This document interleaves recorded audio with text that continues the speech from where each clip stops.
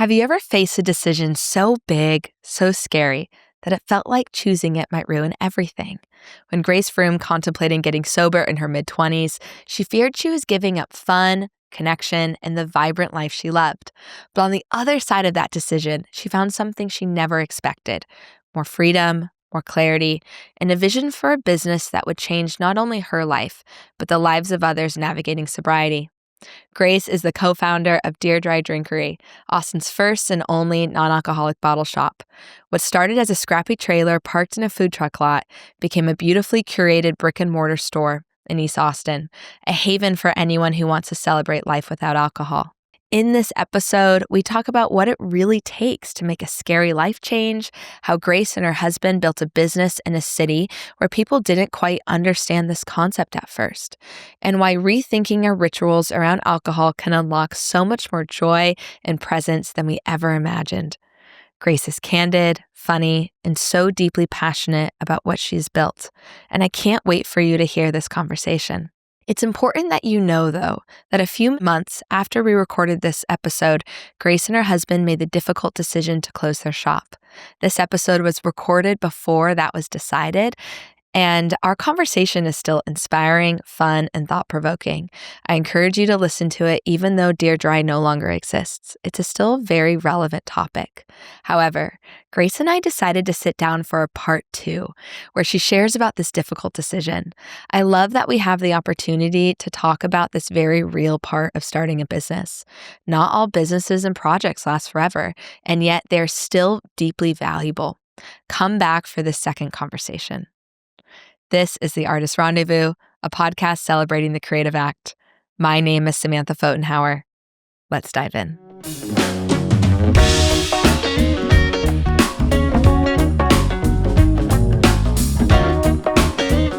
Grace, welcome to The Artist Rendezvous. Thank you so much. I'm honored to be here. This is so fun already. I'm having so much fun as well. We started with some cacao. Yeah, we're feeling good. We're feeling great.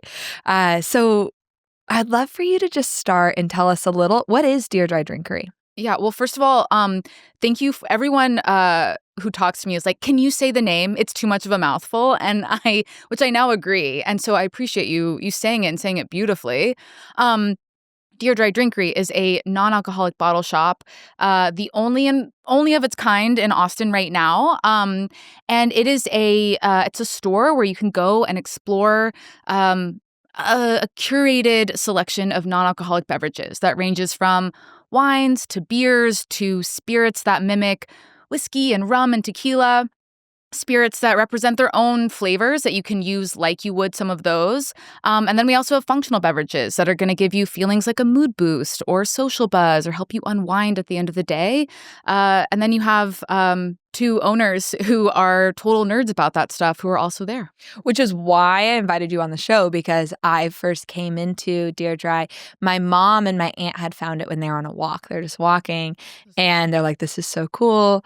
And brought me home some things because I wasn't drinking any alcohol at that time, and I just generally don't drink very much. But at that time I kept getting a fever whenever I drank. Yeah. It was weird. Yeah, fair enough. So yeah. I just was like, okay, my body doesn't want this right now for some reason. And but I enjoy alcohol so much. Yeah. And so they brought this back to me, and then I went back to pick out some. I was going to Mexico. Yes. And I was going to Mexico on a trip that was like an all-inclusive rager festival trip for my favorite band, Wide for Panic. And I knew everyone would be drinking like all day, every day. And there's certain occasions where if you drank alcohol before, you notice it when you don't. And Totally. Being on a beach, listening to live music where a ton of people are drinking is one of those occasions where I would notice it, and I would really notice that I didn't have it. Yeah. So I wanted to come prepared, and you helped me pick out, like, I think I checked my bag, and I checked in like 12 non-alcoholic beers in the bag to bring with me. And it made such a difference. I think had you not helped me and got me such a great product, I think I probably would have started drinking on that trip, even though I didn't want to and my body didn't want me to, because I would have had such big FOMO. Totally. And instead, I remember feeling like, oh, I kind of want to drink. I was like, let's just go get one of my non-alcoholics. And if you still feel like this tomorrow, then maybe. And I remember within an hour or two, I was like, oh my God, I'm so glad I didn't drink. And the next day, everyone wasn't feeling that good. And I was feeling great. Yes. And I was so happy. And it just made me really grateful for the experience. And so I'd love for you to share a little bit about who comes to your stores, or like who is or could be interested in this. Yeah. Well, that's actually, I remember so well when you came in, because I feel like there's often a lot of people who come in and they're like, okay, I have something that's coming up and I'm freaking out. And I'm like, I got you. Let's talk about it. And there's a lot of people who come in and they're like, oh, I'm going to Paris next week. Can you imagine going to Paris and not drinking wine? And I'm like, yes. And I too remember that feeling of like how we had, and again, it's big alcohol, has great marketing. So we're taught that like, a special occasion is highlighted by a perfect glass of champagne. And like, it's actually not as great if you don't have that thing. Yes. And it's all about, retraining ourselves to realize like, yes, we thought that, but it was actually already so special.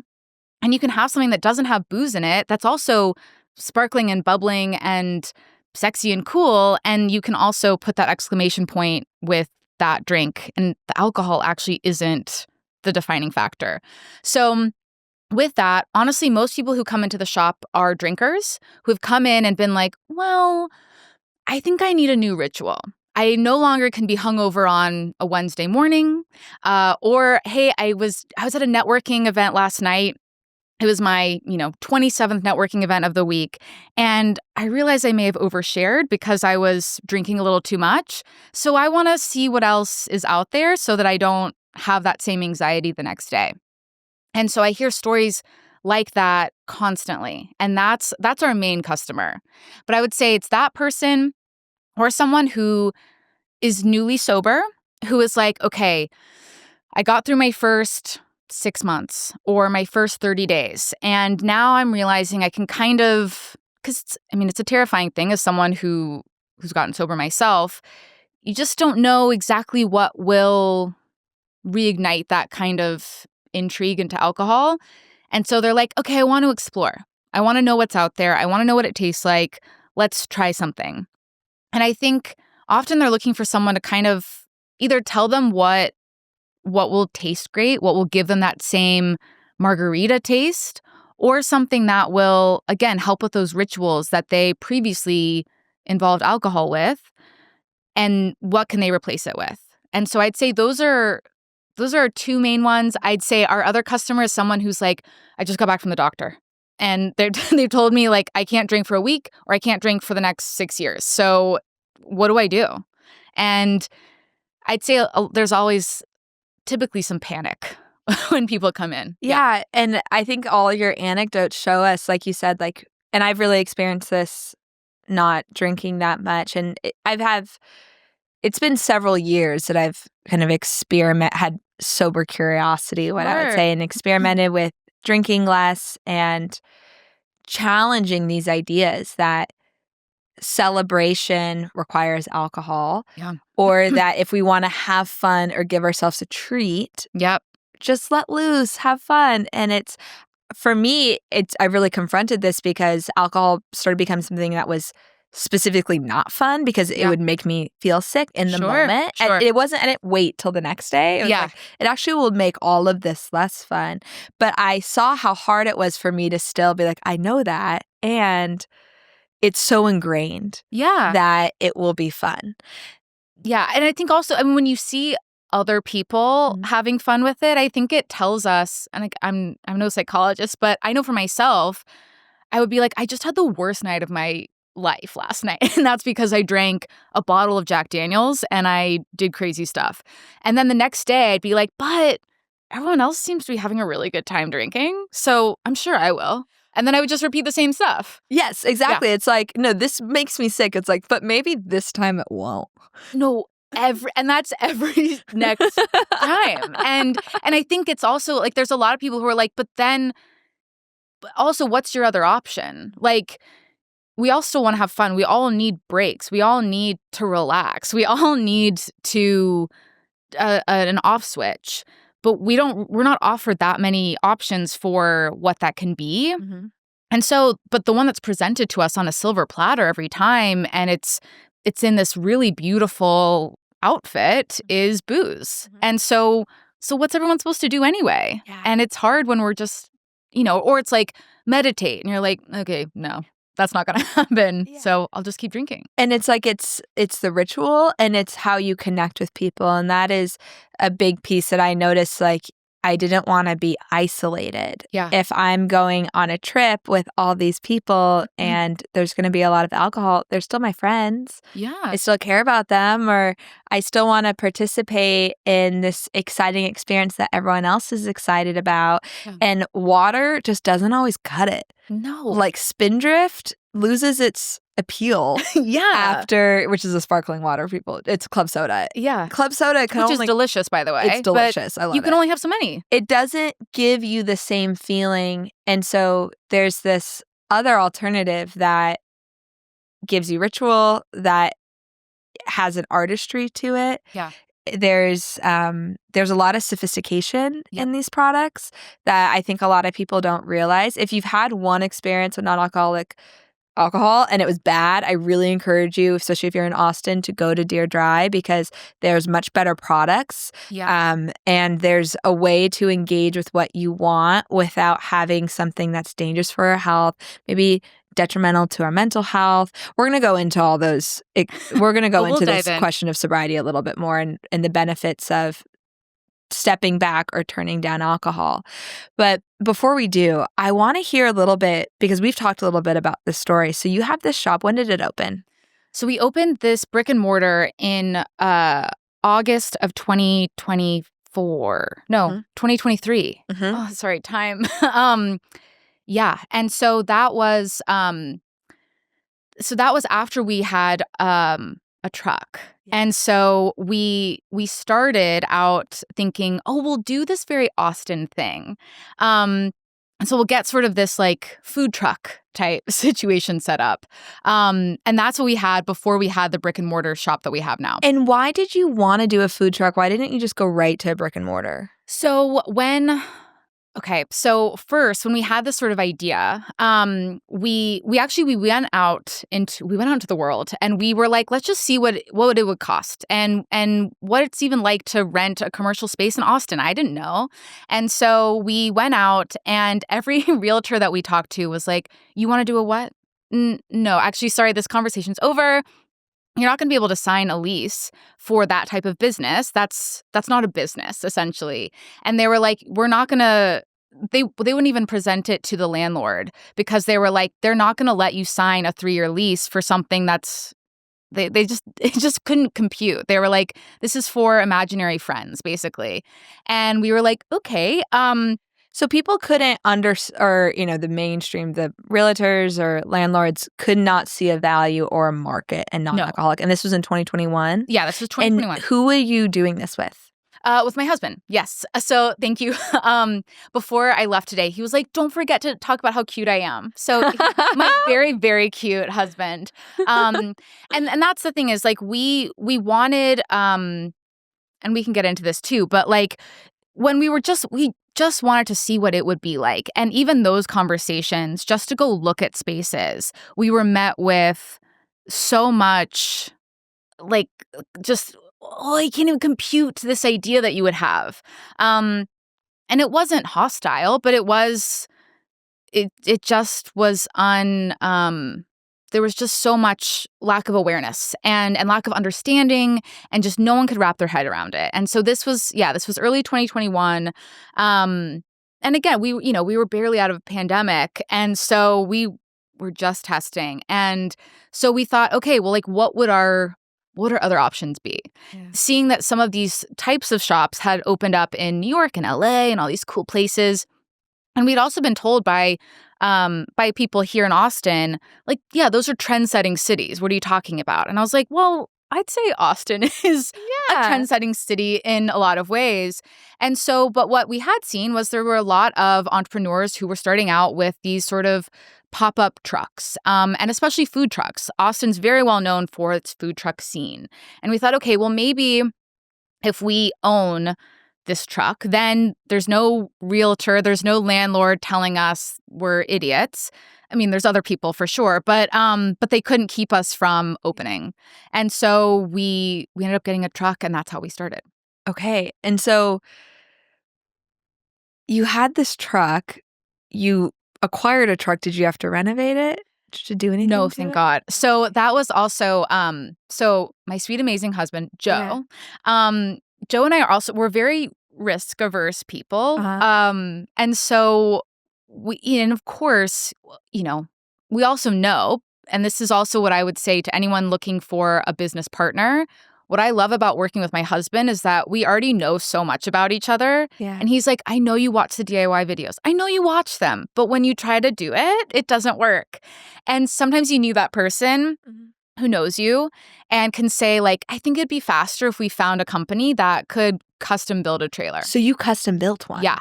Wow. And so what we had done is we'd sold our house in 2021, and it was just a crazy lucky time to sell your house if you lived in Austin, Texas. Yeah. And so we made a lot more money back than what we had bought our home for.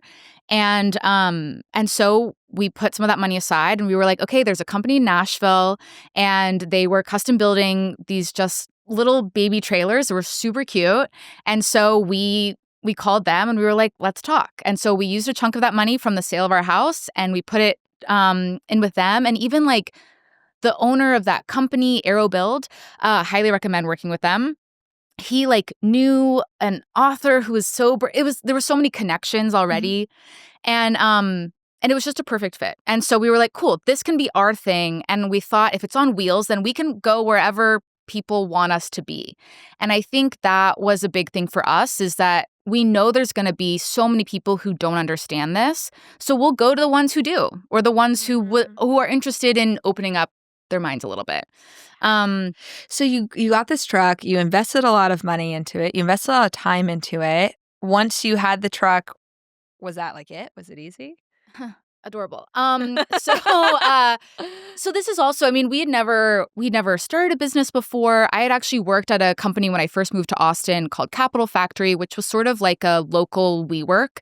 And so I knew a ton of entrepreneurs. My whole job was supporting business owners and like tech entrepreneurs. And the whole time I worked there, I was like, that will never be me. I was like, you guys keep making mistakes. You guys have no idea what you're doing. And then eventually when I was working for a bigger company, I was like, well, shoot, I miss that energy, and I miss that optimism, and I miss that just the idea that you could change something that you saw was a problem, and something that was personal. And so we had the ability to do that once we sold our house. And so once we got the truck, so I mean, it's like a $50,000 truck, and which I think people were like, it's just a little thing, like what, $200? And you're like, almost. So we have the truck. It's got to get shipped to Austin. We had to get a car that could tow a truck like that, which we didn't totally consider. So we now have this boat of a car, and we have this truck, and then you have to find an actual food truck location, which I did not realize would be about as stressful as applying for college. Wow. And like there were certain locations that we loved going to. And then you meet with the owners, and they're all characters in my experience. And some of them would be like, we already have a smoothie truck here. Like, we don't need these non-alcoholic cocktails. And I was like, right. Okay, it's different, but we'll chat about it later. And so we had to sort of like apply, and we had to chat, and we had to figure out pricing. And we found a spot on South First Street in Austin. And it was great, but it's also like that was a $2,000 a month rental. Wow. On top of we just put in all this money for this custom built trailer. So yeah. $2,000 a month to be able to park Just in to park. the spot. And then there's permits and then there's permits. Costs. Then there's permits. Wow. Which the city, and this is in Texas. And so, Texas doesn't have a ton of regulations, but they've still got plenty. And so we even had to get like just something I didn't realize, like a food manager license. And we were like, but we're not managing food. Like we're not cooking anything. And they're like, yeah, but you're still pouring stuff and people are ingesting it. And so we had to wrap our heads around that. Then you got to hitch the trailer thing. You got to go around. It was it's just a whole thing. And so there were all these hurdles and hoops. And then you get there and you're like, okay, we have the spot. We have the permits. Let's open up. And it was like February and we had a freeze. And we were like, ice cold, non-alcoholic drinks. Where's the line? And we're like, oh boy, okay. Who wants a fake Aperol spritz? Seriously. 26 degrees outside. And people would come up and they'd be like, oh, a day drinkery. Thank God. Okay, I'm going to need 16 tequila shots. This is so cool that you guys can do this. And I was like, it's not, okay. And we would have to just explain ourselves so much because most people who are coming to a food truck park, are coming to get falafel or they're coming to get a coffee and a cool something to eat. And so were you functioning like a bar then? So that was also our way of testing our concept is we were functioning like a bar and we also sold like bottles of products as well. And just so people know, now it's much more like a store that you buy products, but you can't enjoy them there. Exactly. Well, you can. If you like buy a bottle, you can like sip it while you're there, but we're not mixing up cocktails. Yes. Exactly. Yeah. And so that was the original idea, was to be a shop because there is a great non-alcoholic cocktail bar here already called Sands Bar. And when we first moved to Austin, I think Sands Bar maybe opened a year later. They've been around for almost 10 years. They were the first non-alcoholic cocktail bar in the U.S.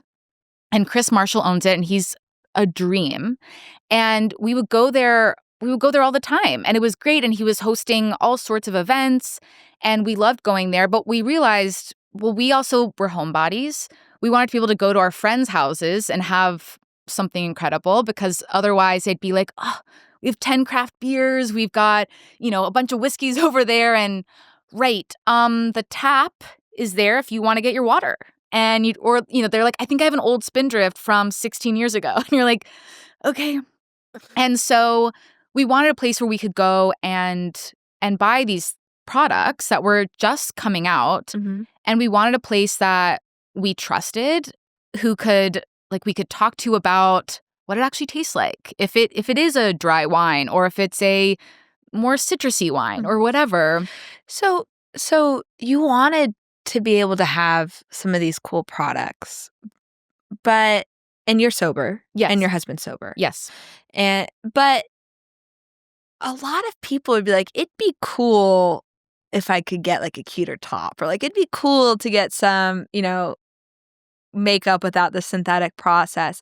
But few people then are like, okay, so I'm going to spend a large sum of money, a significant sum for me, and a ton of time, and undergo this massive creative project. And you both were also working full time. Yeah. You work full time in other jobs. And so dedicate a lot of your leisure time and then go through all of these struggles. And that's what I think is really cool. And I just want people, especially anybody who has an idea, to really just pause and internalize this for a minute of having an idea that you want to exist and just be willing to run at the wall for it. Yeah. And like put all your resource, all your chips to it. So your money, your time, your energy, your partnership, like we're going in on this. Yeah. Why? Great question. And I'll try to keep the answer brief. Mm-hmm. But I mean, essentially when Joe and I moved to Austin, that's right when I was getting sober. And I'm the one who has the drinking problem. And Joe, sweetly, he was like, well, okay, if you're not drinking, I'm not drinking. Like, we're going to do this together. And like you were saying before, he's like, it really sucks. Like, we live in this city now. We just moved here and we'd seen, 6th Street and Rainey Street. And we were like, all these streets are dedicated. The whole entire purpose of going to these streets is to drink. And we were like, okay, how do we make friends? How do we meet people and not just swim in alcohol? And was really hard. And so that was also part of why he quit drinking as a way to support me in my addiction. Is he was like, all right, well, you'll always have someone who's not drinking with you, which is an enormous gift. And again, he's so cute. He's so cute, so handsome. He's amazing. And so, but this was also like, and even though it was something that, deeply affected me in my addiction, he was also getting kind of like frustrated. He was like, this is crazy. Like, even if we wanted to go somewhere, our friends are getting these whizzing there's fireworks coming out of their cocktails. And they're like, we have some apple juice, I think, for the children at this table. And I've been called a child. I've been told by like servers like, oh, are you the baby? And I'm like, I'm 30. This is crazy. And that's just because like the idea of like a non-alcoholic cocktail it was just nuts. So and this was several years ago too. So like we've seen these shifts in it, but that mentality, now a lot of places have mocktails and a lot of places even carry now like a non-alcoholic beer, but that wasn't existing 5 or 10 years ago. Exactly. And so this is probably, 9 years ago. And so it was just something we both were experiencing together for the first time, was just navigating a city without booze and seeing a city through that lens where it was also like, oh, let's go to this bar. And I remember previously being like, oh, I'm too sober to be here right now. I'll just drink. And then we were like, well, then let's just go home, or let's go somewhere that's actually interesting, or somewhere that's worth our time, instead of thinking, oh, I'll just drink to endure it. And that shifted our perspective on a lot of things. And so in that time, what my go-to drink was like Perrier. I was like, okay, if I can't have wine, I'll just chug from a bottle of Perrier. And I was like, this is crazy. And I remember also thinking, if I really quit drinking, I'm going to have to spend the rest of my life in like a dark basement somewhere with just miserable people. And that was the picture that had been painted for me. And so that was just so terrifying. And I feel so grateful for my husband for being like, no, you'll be with me. We'll get to hang out. And so I was lucky to have that, but I wanted to then be that for other people I knew who were kind of quietly dropping hints that like alcohol wasn't really helping their lives. It wasn't, and we've talked about this where it's like, they were like, I'm not an alcoholic because I'm not hiding bottles of wine around the house to sneak sips here and there, but I don't feel good. It's not helping me. And I'm using this as anxiety medication. And I'm using this as a social anxiety tool to help me, the liquid courage thing. Yeah. So how did you know that you had an alcohol issue, or that there was some, like, what did that look like for you?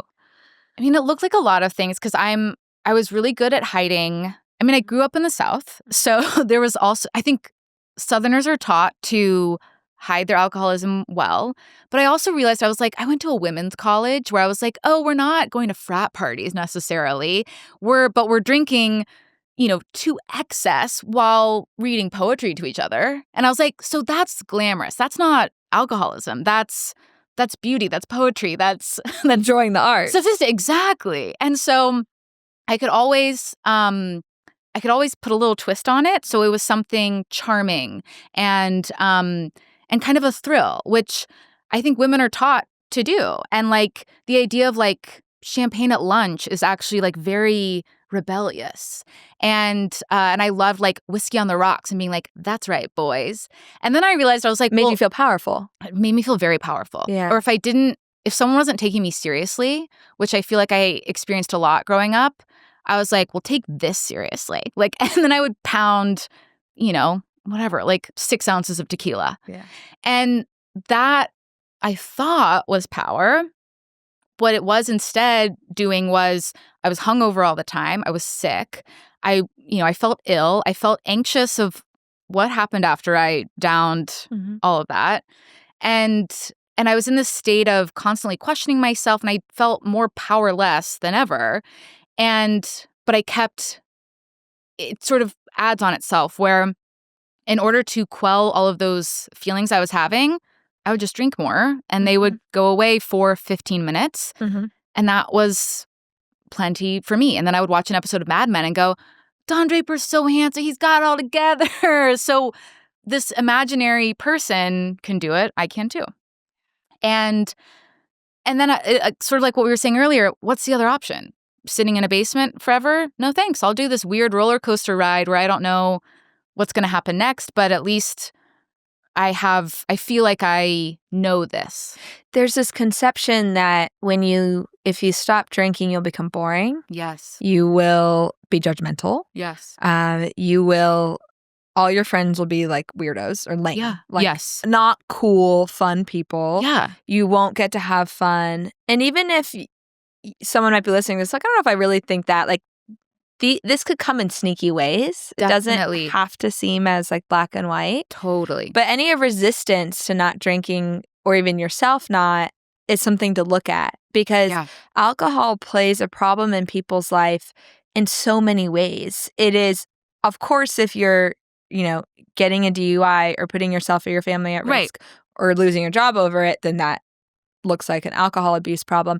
But alcohol can play an issue in that your health is declining. And it is the most important thing we have. And if we're losing it over alcohol, then something's wrong. And we've been like brainwashed to do that. Of course. So we're going to do what we've been taught to do. Yeah. But if we are undermining our well-being, if we're undermining our mental health and feeling anxious regularly or depressed regularly, and we're noticing like a direct correlation from alcohol, to me, the biggest thing that people lose is an autonomy on their time. And I mean, not the biggest, but that was the biggest I've noticed when I stopped drinking, of how much of my days I'll be like, well, I'm not going to do this thing that I like because I don't want to be hungover. Yeah. So I'm never going to sign up to do that on a Saturday morning because what am I going to not drink on Friday night? Yes. And that felt normal in college, and it might be normal.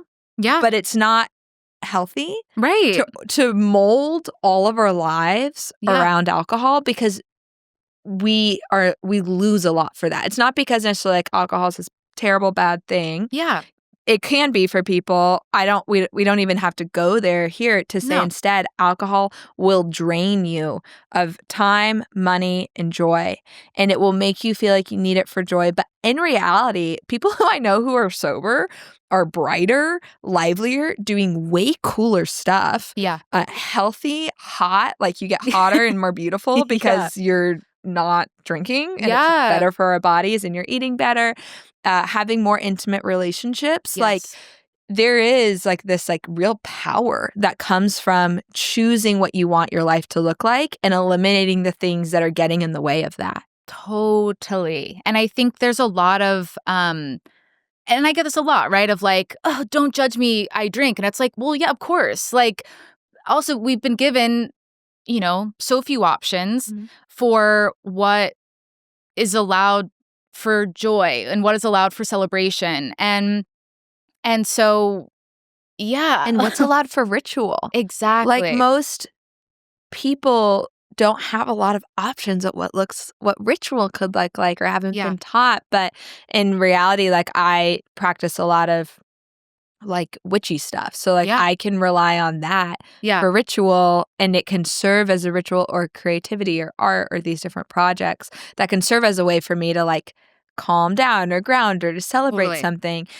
But if someone doesn't have that, it doesn't have to be witchy, but whatever it is, then you're going to lean on the thing that's in front of you that's everyone's telling you is the way of course. To relax. And I think, especially for me, I was so scared of like what happens when I remove alcohol. I actually don't know who I am in social situations. I don't know who I am when I'm anxious. Like I didn't know who that person was, and I'd rather, it's sort of the devil you know versus the devil you don't know. I was too scared to find out without that crutch that I had been leaning on for so long. And so that was always my excuse for myself, is I was like, well, I'm going to buy 2 nips for the train ride home from my awful job to go to my awful relationship. And I was not with your husband. Not with my husband. No. Sorry. This was before I got sober. And this was me living in Boston. It's snowy. And I was like, we're all just miserable. So of course we're all going to drink. And that was my justification. And so I had these rituals and these crutches. And then when my husband and I got together, my now husband, we ultimately moved to Austin. I was like, wow, okay, I've moved to a city that I love now. Weather's great. I have a job that I love, and I'm in this new relationship that's so beautiful. So in my mind, I was like, so the crutch, that's probably going to go. And I couldn't leave it behind. And that's when I realized, I was like, oh, we've developed a dependency on something that's just not helping me. And so when I moved here, my husband was still in Boston, and he was like a month away from moving to Austin. And so we would call each other every night. And one night I blacked out. I was just drinking alone. And this was because it took me about 8 months to finally get sober. But I would do 10 days and I'd be like, well, we got to celebrate with a shot. And so that was also some thinking that I had to figure out. But I was at home alone and I blacked out. And the next morning I realized I don't remember the conversation I had with this person who's the love of my life. I'm so excited to be with him.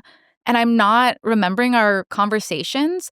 And that's when I was like, then what the hell am I doing? Like, this is useless to me. This is genuinely, like, it's stealing my time. It's stealing my joy. And it's definitely stealing my money.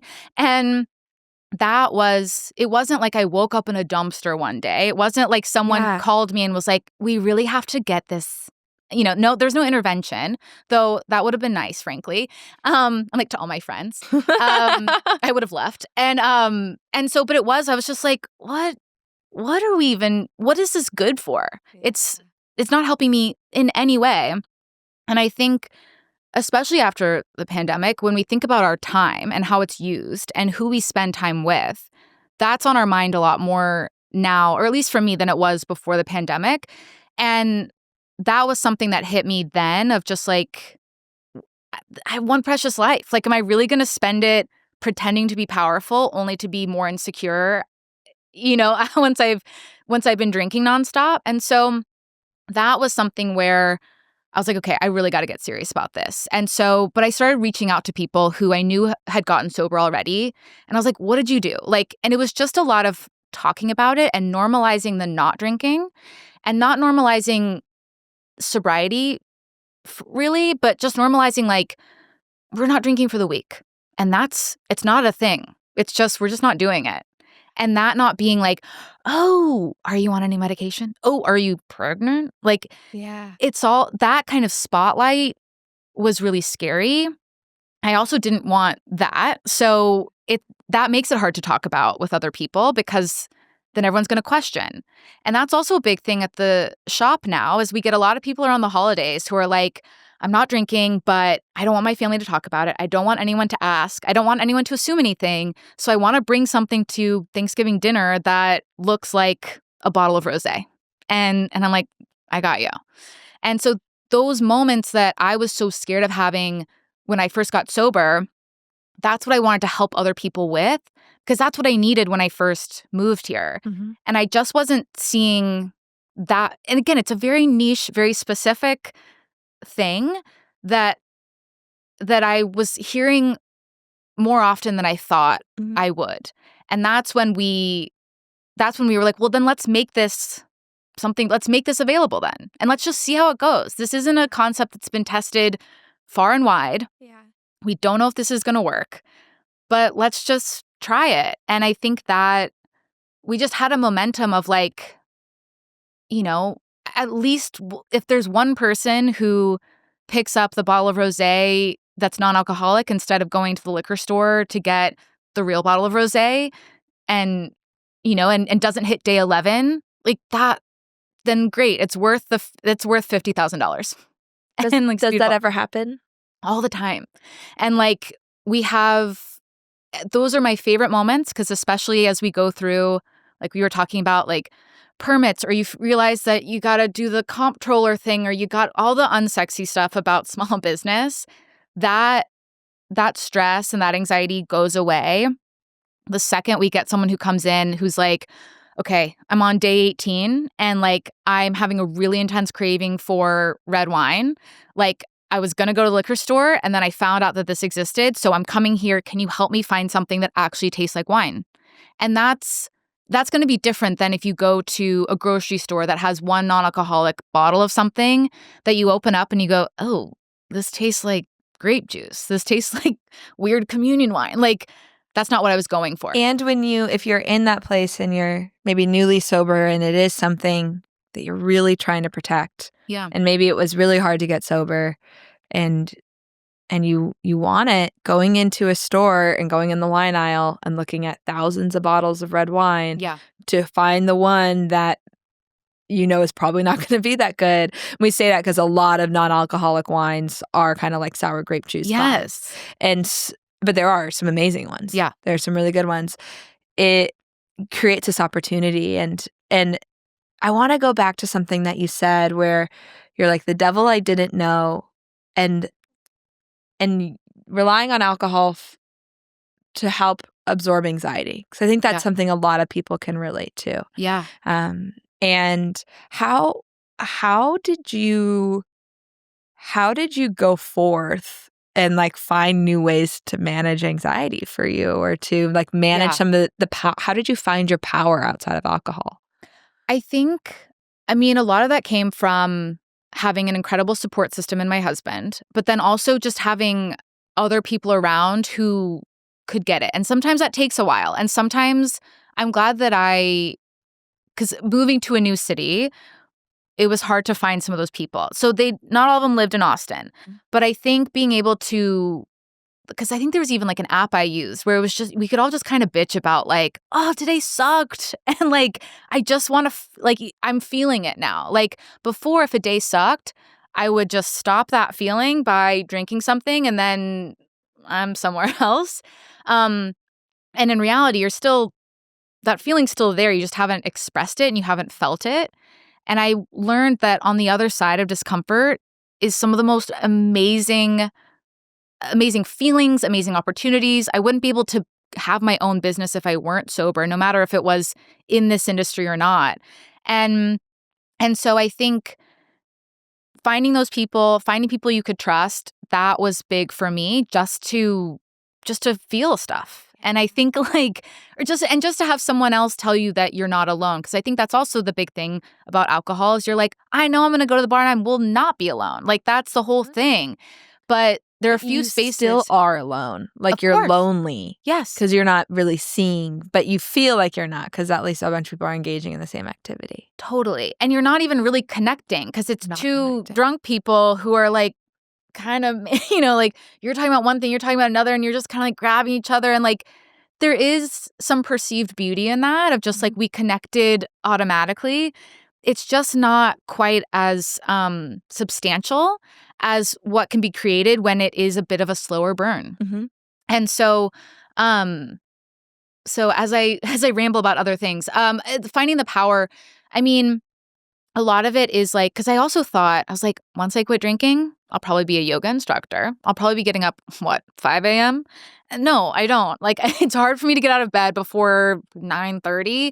And like, it's just, I didn't change, but I did like, you just test out new stuff.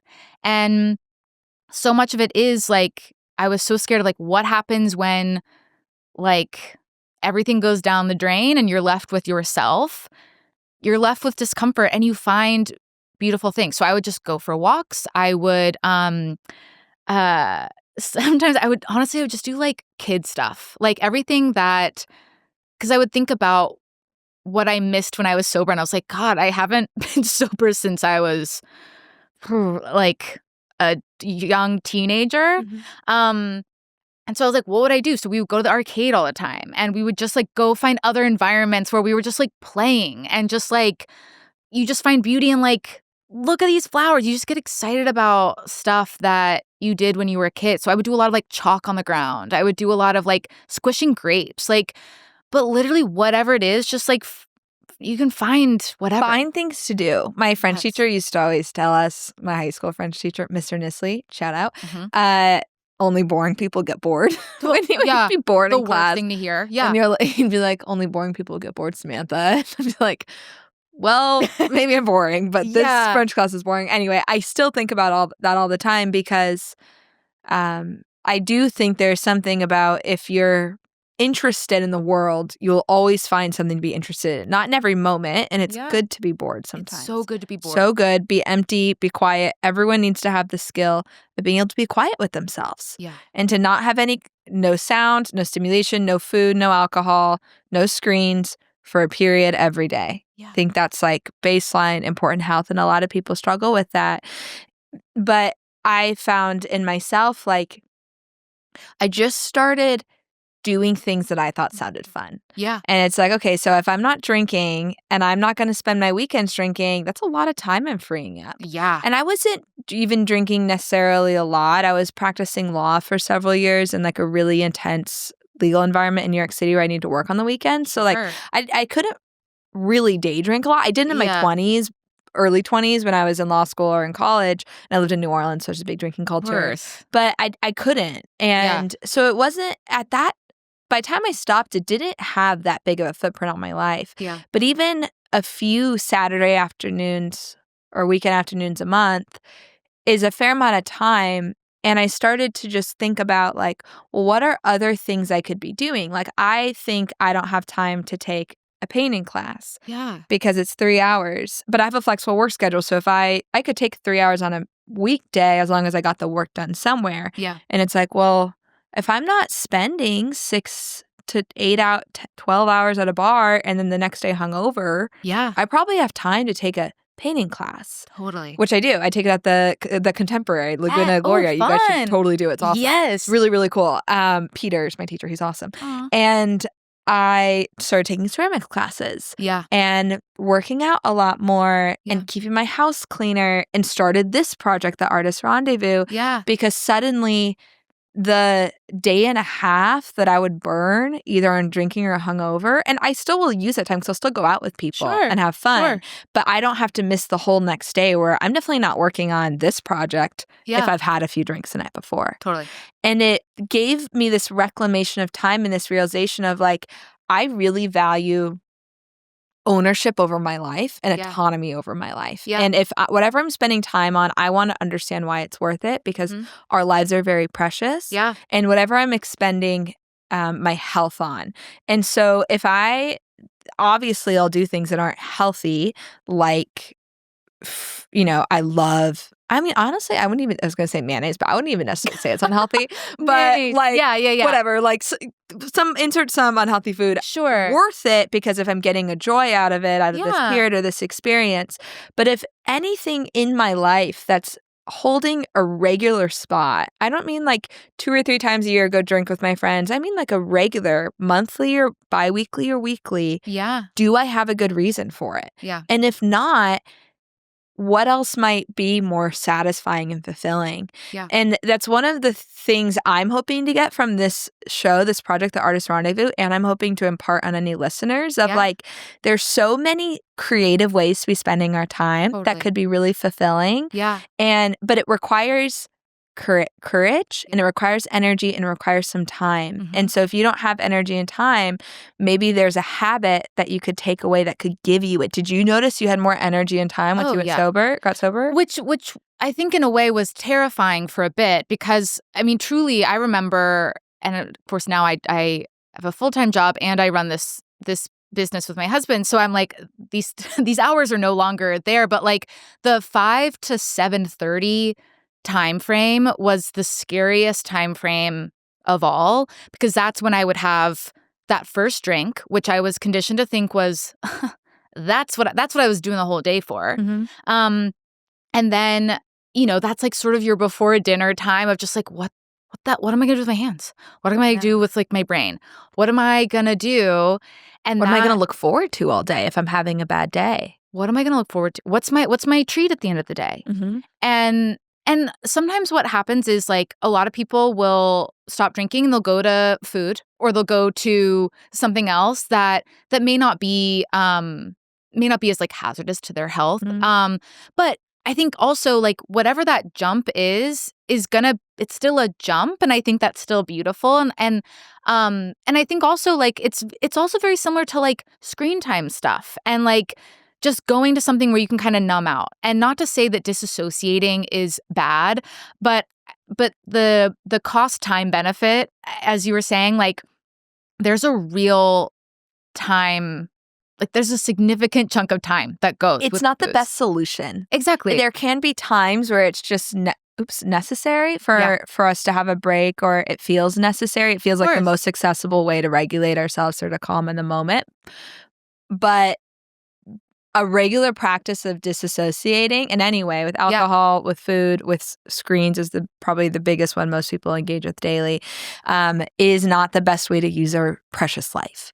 And it also doesn't work super well. Yeah. So when we get off of it, we don't necessarily feel better. No, of course. About right. anything Yes. that's going on. So then you're like, now this is on top of everything else. Yeah. So it's just delaying. And I always feel like it's like it's like a credit card with interest. Yeah. You know, it's like we're getting this now, but we're paying for it later. And we don't know exactly what that interest rate is. Totally. So the interest rate could be high that we're paying later. And I think like something that I would do is I would go to the animal shelter here, and they had something where you could like walk a dog if they had like a certain like sticker. I think it's called like, well, Google it, you'll find it. But it's like walk a dog for an hour at Austin Animal Shelter. And it was like if certain dog had like a green sticker, then you could just take them out and like walk them for an hour. And they need it. Like that was something where I was like, once I felt more connected in my body and I knew what I was doing with it, I then felt more connected to other people and the city, and I got more involved.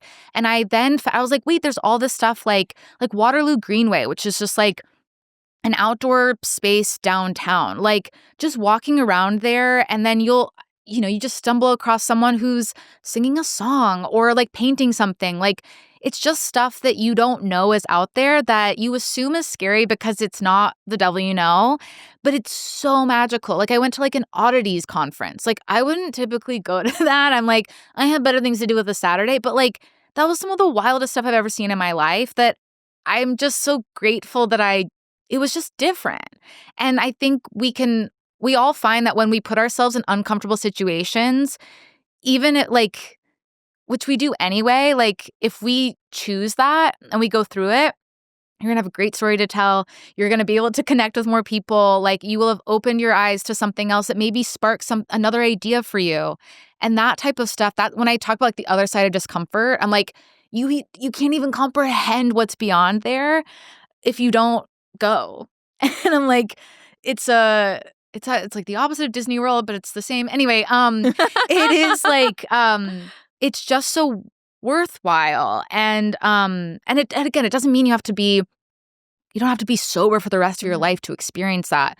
But I would challenge anyone to try that for whatever your ritual is that isn't helping you, finding some alternative, or just even going, not knowing what you'll do, just go explore the world, or like go sit somewhere and just watch stuff. Like that idea of being bored actually will, I think, turn into a lot of thoughts that you just have been squashing for so long. I think that it's really important when we make a change, sometimes whether it's drinking less or stopping drinking, or maybe exiting from certain friend groups where we drink destructively or do something else, then it's just like we just want to stay home because it's safer, it feels safer. But actually, you won't get the impact. All the things that we're describing of how great it is doesn't necessarily just happen on its own when you stop drinking. Right. You stop drinking and then get outside. Yes. But the getting outside, especially for those who live in Austin, getting outside probably is enough. For some people, getting outside might not be enough. You might need to go somewhere. But that's, I think, where other people can come into play too, where you're like, hey, I need to go somewhere today. Like, can you help me just go somewhere? Go somewhere. And you'll find people want to help too. People want to help. People want to help. People want to support you. Yeah. And if you're in a situation where people around you don't understand this, maybe you're part of a unit where there's a lot of behavior that isn't in this healthy way we're talking about, then I encourage you to reach out to anyone that you know, or get outside and go put yourself in communities. Yeah. Easier said than done, but like I really find that when you do it, then you'll see it. You'll see the beautiful things. You'll see the cool creatives. You'll see what people are doing right in front of you, but you don't know unless you put yourself in an opportunity for it to find you. Totally. And I think a lot of people are like, and this is also a great thing for the shop, is we have a lot of events where we are brand partnerships. Yes. Yeah. Which is really incredible, because that's where, and something we haven't totally hit on, but it's a lot of why we wanted this shop in the first place was because buying non-alcoholic beverages online can be kind of iffy because marketing can be deceptive. And then you have to get a minimum of, a 6-pack, and then you have to pay for shipping, and then you get it and you're like, oh God, this isn't what I thought it would be. Or you have to go through a liquor store and you have to go and they're like, where's the like tiny selection of non-alc? And they're like, I think by like the juices and like the pretzels. And then you're like, okay, well, how is this whiskey different from this whiskey? Or what is this even like? And no one's really trained. It's no one's fault, but like no one's really trained to specifically focus on that section when it's so small. And you have to go past, at least for me, I would have to go past all the stuff that I'm addicted to just to get to that. And so we wanted a space where you could just come in. You could come in a panic. You could come in freaking out. You could come in whatever state you're in. And that's not only allowed, it's celebrated because you're here and we're excited to see you. Any small business is excited to see someone. And with that, we host events with a lot of these brands because it's also so many brands are coming out with non-alc things, and ranging from big brands like Heineken and Stella, and I'm only thinking of Tanqueray Gin has like a non-alc, but also all these new brands are coming out with things. And I joke sometimes about like someone has to do the hard work of trying all of them. It's so tough drinking things, And but it's really important to me to have a curated selection so that it's not, because even the concept of a non-alc tequila can be overwhelming, not to mention, 6 versions where you're like, how are they different from each other? So that's something that Joe and I work really hard to do, is make it really clear why we chose these, how they work. For our shop in particular, we get a lot of people who are tired and overwhelmed. They just want a 2-ingredient cocktail. So we're going to bring in stuff that's, packs a bit more of a punch. And then we work with a lot of these brands to host events. And so they'll bring in someone to make amazing cocktails out of these spirits, or pour the wines or whatever and talk about them. And then it's just a space so that people can come in for free and just try it and just see what it's like, and just know you don't have to do anything. And I think you don't have to change your whole life. You don't have to change your life. Check it out. It's an afternoon. And these brands have been so supportive of these shops and of these spaces. And I think for a lot of people, it's this idea of like, I love thinking of like, okay, so like what's the worst case scenario? And I think about like when I'm drinking, the worst case scenario is I'm driving home drunk. I mean, it's destructive, awful stuff is the worst case scenario. The life worst for case, death. Exactly. 1,000,000%. It's intense, dark stuff. But the worst case scenario, I mean, if you're sober and you're going to an event where other people are sober, is like, I'm going to have a weird conversation and I'm going to feel strange and I'm going to walk away. I feel awkward. Which can feel so or terrifying. I won't like the taste. Totally. Or you're like, tummy ache, maybe. Worst case. Yes, a tummy ache. And you're like, oh, that was a weird, okay, I didn't like it. And, and I didn't stay for the 20 minutes I thought I would want to. And that's kind of it. But you still did it. You did something sober. You tried something new. And I think the feeling after that is actually going to be even better than like a pretty, like a, bare minimum night out drinking. The things that have kept me when I feel on the edge of drinking but decide not to is I no longer get the fever thing whenever I drink. So, phew, yeah. Thank goodness. Sometimes, usually not. But is that feeling of like, it's waking up the next day and not feeling anxious and not feeling like the tax I was talking about. Like, not only am I taxing whatever happened that night, but also like the whole next day too. Totally. For not more fun. No. Usually less fun. And that was the big thing for me to actually get into my head and realize it's like, this will not give you more fun. Either it'll make you tolerate something you don't like. So maybe it's more fun, but like you don't even want to be around these people or this place. So you just leave. Yeah. Or it gives you some like impression or fallacy that it's more fun, but actually what made it fun is the quality of the conversation, or that you're around people that you love, or music you enjoy, or you're just in a fun vibe. Yeah. So the last question I have for you before we close, and so I like to close with 2 questions. The first is, what is what are you offering Austin? Which I think you've actually answered this entire time. Sure. Community and a space to practice or explore a different way of relating to alcohol and a different way of relating to yourself and others. Yeah. But the other question is, what does Austin offer you and offer Dear Dry? Great question. I mean, what is beautiful, I grew up in Dallas. So I grew up, 3.5 hours away from here. And I still feel like I grew up on a different planet than this city. And what's been great is I think that there is, no matter what your opinion is on how the landscape of people that have changed the city is, I still think there's an energy here that you can try something, and that people will show up because there's so much curiosity in the city. People flock to the city because of their curiosity. What's going on? How is that going on there? What's happening? And what's been beautiful is the small business owners in Austin know what it's like to go through so many different tides of the city changing. That kind of support and visibility and I see you and you got this, because it is hard and it is unsexy for the most part, has been really amazing. Because I think in a lot of ways people will see small businesses as or sometimes I hear people who are like, I would love a little shop. That seems like such a fun hobby. And I'm like, hobby? Okay. I'm like, let me show you a panic attack.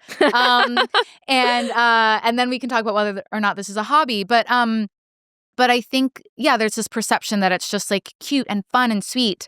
And it's hard. It's just, and there's very much physical labor. There's very emotional labor.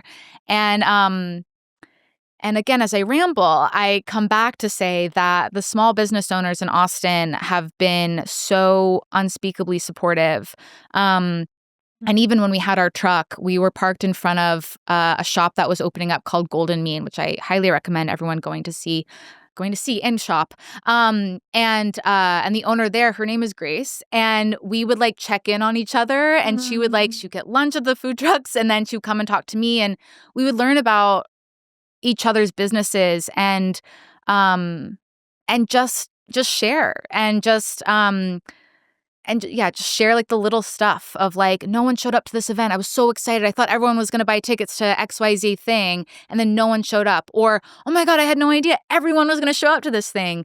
And there's just so many things people don't see when they're building a business. And I know that's something we hear a lot, which is on social media, you see one thing, but I think the talking about it, the transparency around it, the transparency around I didn't realize it was $2,000 a month to rent a food truck space, and then it would be, and you have to provide the truck. Yeah, and then you actually have to pay for a truck, and then you have to pay for utilities, and then you have to pay for someone to market this truck, and then you have to buy inventory, and and so it's expensive, it's tedious, and not everyone's going to get it the first day, and you're honestly you will be bad at it. You will be bad at it on day one, even no matter how much you've prepared, because you just don't know that day that you don't. It's all going to be specific to your situation, and you have to rely on other people too and what they're going through. So again, as I ramble, the city of Austin's just given I think a lot of people who are just able to share and be transparent, and I love that.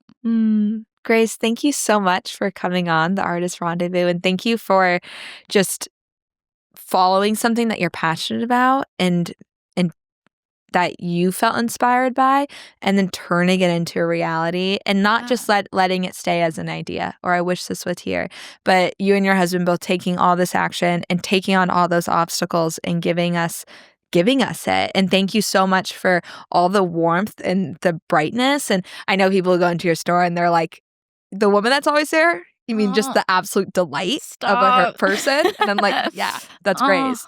And so thank you for doing that and being this warm space. So when people do come in there and maybe coming in with any sort of background, maybe sometimes nervous or whatever, that you are warm and inviting and just giving this to us. And thank you to your husband too. And thank you for your time and for being on here. Go see Dear Dry. It is on East Cesar Chavez across from Bufalina. Yep. And it's awesome. And yeah, go check it out. Thank you so much, Sam.